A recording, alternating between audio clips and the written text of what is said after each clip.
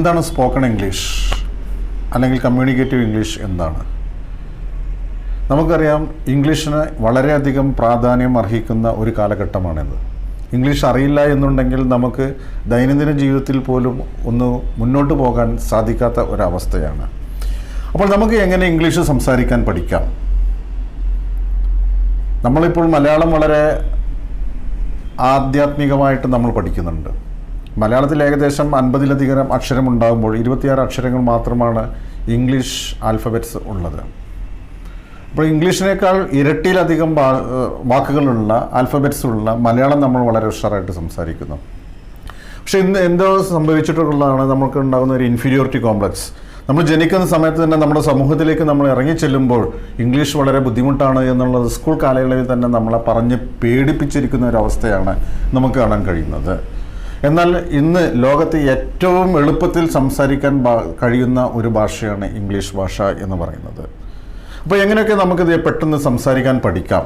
എന്തൊക്കെയാണ് കമ്മ്യൂണിക്കേറ്റീവ് ഇംഗ്ലീഷിലുള്ള പ്രധാനപ്പെട്ട ഘടകങ്ങൾ എന്നുള്ളതിനെക്കുറിച്ച്. എ മുതൽ സെഡ് വരെ നിങ്ങൾക്ക് ക്യാപിറ്റൽ ലെറ്റർ അറിയാം. എ മുതൽ സെഡ് വരെ സ്മോൾ ലെറ്റർ നിങ്ങൾക്ക് അറിയാം.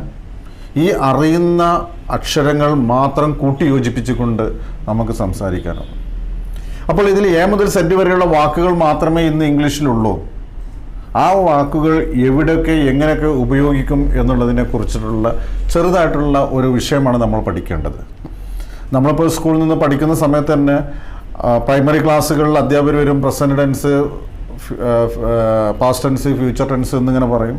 ആ സ്കൂൾ കാലയളവ് തീരുമ്പോഴേക്കും ഫ്യൂച്ചർ ടെൻസ് തീർന്നിട്ടേ ഉണ്ടാവുള്ളൂ. പ്രൈമറി ക്ലാസ്സുകൾ, ഹയർ സെക്കൻഡറി ക്ലാസ്സുകൾ എന്നിവിടെ അപ്പോഴും നമ്മൾ as well as, too, although എന്നിങ്ങനെയുള്ള ഗ്രാമറുകൾ മാത്രം നമ്മൾ പഠിപ്പിക്കുന്നു എന്നുള്ളതാണ്. അതിൽ നിന്നെല്ലാം വളരെ വ്യത്യസ്തമായിട്ടുള്ള ഒരു പഠന രീതിയാണ് നമ്മളിവിടെ ആവിഷ്കരിച്ചു കൊണ്ടിരിക്കുന്നത്. അപ്പോൾ നമുക്ക് അറിയാവുന്ന ഭാഷ, അത് ഏത് ഭാഷയായിക്കോട്ടെ, അത് നമ്മൾ വ്യക്തമായിട്ട് നമ്മൾ പഠിക്കുന്നില്ല. ഇംഗ്ലീഷിലെ ചെറിയ കാര്യങ്ങൾ നമുക്ക് കേട്ടാൽ മനസ്സിലാവും.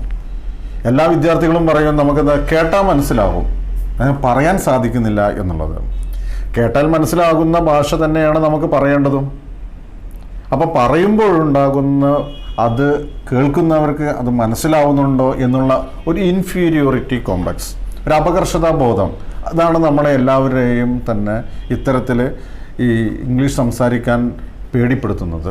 ഇപ്പം നമുക്കറിയാം, ഗൾഫിൽ പോയിട്ടുള്ള പല ആളുകളും ഒരു പ്രൈമറി എഡ്യൂക്കേഷൻ പോലും ഇല്ലാത്ത ആളുകൾ തന്നെ വളരെ ഉഷാറായിട്ട് ഇംഗ്ലീഷ് പഠിക്കുന്നു.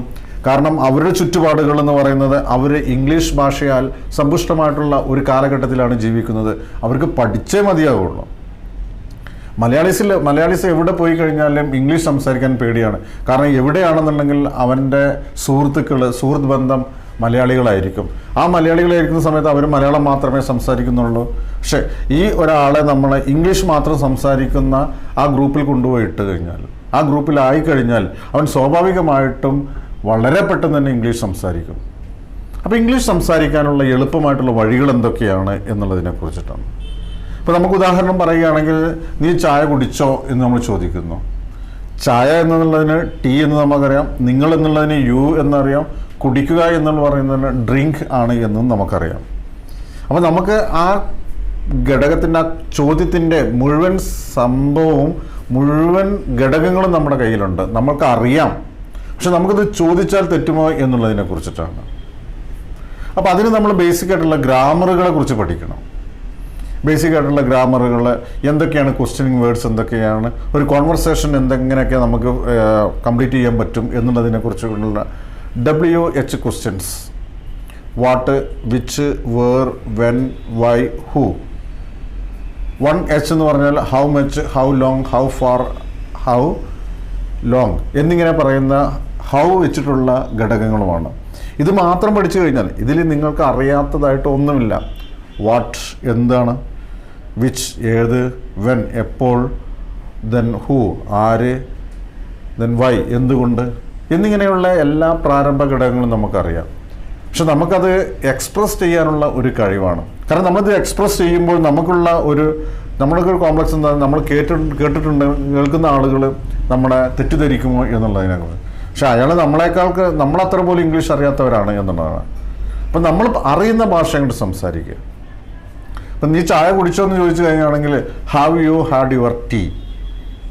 ഇപ്പോൾ ഈ ഒരു ഭാഷ, ഈ ഒരു സെൻറ്റൻസ് മാത്രം മതി. Have you had your tea. നമ്മൾ ഇംഗ്ലീഷിനെ കുറിച്ചിട്ട് ബേസിക് ആയിട്ടുള്ള അറിയുന്ന ആളുകൾ എന്താ ഹാവ്, ഹാസ് ഇങ്ങനെ സംശയിക്കും. ഹാവും ഹാസും എങ്ങനെ ഒരുമിച്ച് വരിക എന്നുള്ളതിനെ കുറിച്ചൊക്കെയാണ്. Have you had your tea. ഈ ടീ എന്നുള്ളത് മാത്രം ഒഴിവാക്കി കഴിഞ്ഞാൽ നമ്മൾ ഡിന്നർ കഴിച്ചോ ചോദിക്കാം, ലഞ്ച് കഴിച്ചോ എന്ന് ചോദിക്കാം, സപ്പർ കഴിച്ചോ എന്നുള്ളത് ചോദിക്കാം, വെഡ്ഡിങ് ഫീസ്റ്റ് കഴിച്ചോ എന്നുള്ളതൊക്കെ ചോദിക്കാം.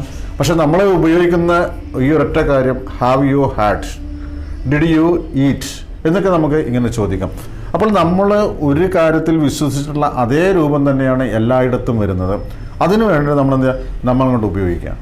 പിന്നെ മലയാളം ഇംഗ്ലീഷും തമ്മിലുള്ള പ്രധാന വ്യത്യാസം എന്ന് പറഞ്ഞു കഴിഞ്ഞാൽ നമുക്ക് സ്പോക്കൺ ഇംഗ്ലീഷ് പറഞ്ഞു തരുന്ന അതേ ആശയമായിരിക്കില്ല, അതിന് പല അർത്ഥങ്ങളുണ്ടായിരിക്കും എന്നുള്ളതാണ്.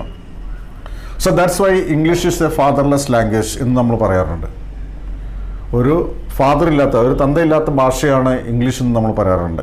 ഇപ്പോൾ ഉദാഹരണമായിട്ട് പെട്ടെന്ന് എന്നുള്ളതിന് നമ്മൾ ഉപയോഗിക്കുന്നതാണ് suddenly, immediately, at once, presently etcetera. ഇങ്ങനെയുള്ള പല വാക്കുകളും നമ്മൾ ഉപയോഗിക്കുന്നുണ്ട്. മലയാളത്തിൽ നമ്മൾ പെട്ടെന്ന് എന്നുള്ളത് മാത്രമേ യൂസ് ചെയ്യുന്നുള്ളൂ, ആ ഒരൊറ്റ ലാംഗ്വേജ് മാത്രമേ ഉള്ളൂ. പക്ഷേ ഇംഗ്ലീഷ് നമ്മൾ വ്യത്യസ്തമാണ്. നമ്മളിപ്പോൾ സഡൻലി എന്നുള്ളത് മാത്രമാണ് പെട്ടെന്ന് എന്നുള്ളതിന് പഠിച്ചു വരുന്ന സമയത്ത് വേറൊരാൾ ഇമ്മീഡിയറ്റ്ലി എന്ന് പറഞ്ഞു കഴിഞ്ഞാൽ അതെന്താണ്, അത് സാറ് പഠിപ്പിച്ച് തന്നിട്ടില്ലല്ലോ എന്നുള്ളതിനെ കുറിച്ച് നമ്മൾ പറയരുത്. അപ്പോൾ അതുമായിട്ട് ബന്ധപ്പെട്ട് കിടക്കുന്ന ആശയങ്ങളും ഇത് നമ്മൾ പഠിക്കേണ്ടതായിട്ടുള്ള കാര്യങ്ങളും ദൈനംദിന ജീവിതത്തിൽ നമ്മൾ ഉപയോഗിക്കുന്ന വാക്കുകളും ഇതെല്ലാം നമ്മൾ ക്രോഡീകരിച്ചുകൊണ്ട് ഒരു സിസ്റ്റമാറ്റിക്കായിട്ട് നമ്മൾ പഠിക്കുകയാണ്. ഇപ്പോൾ ഇംഗ്ലീഷ് നല്ലവണ്ണം അറിയുന്ന ഒരു ഇംഗ്ലീഷുകാരൻ്റെ അടുത്ത് നമുക്ക് സംസാരിച്ച് നിൽക്കണമെങ്കിൽ ഒരു അരമണിക്കൂർ സംസാരിച്ച് നിൽക്കണമെന്നുണ്ടെങ്കിൽ 6 Ws എന്ന് പറയുന്ന ഈ ഒരു സിസ്റ്റം, 1H എന്ന് പറയുന്ന സിസ്റ്റം മാത്രം ചോദിച്ചാൽ മതി. നമ്മൾ ചോദ്യങ്ങൾ ചോദിക്കുന്നു, അവർ ആൻസർ പറയുന്നു. ഒരു അരമണിക്കൂർ എന്നെങ്കിലും നമുക്ക് പിടിച്ചു നിൽക്കാൻ പറ്റും.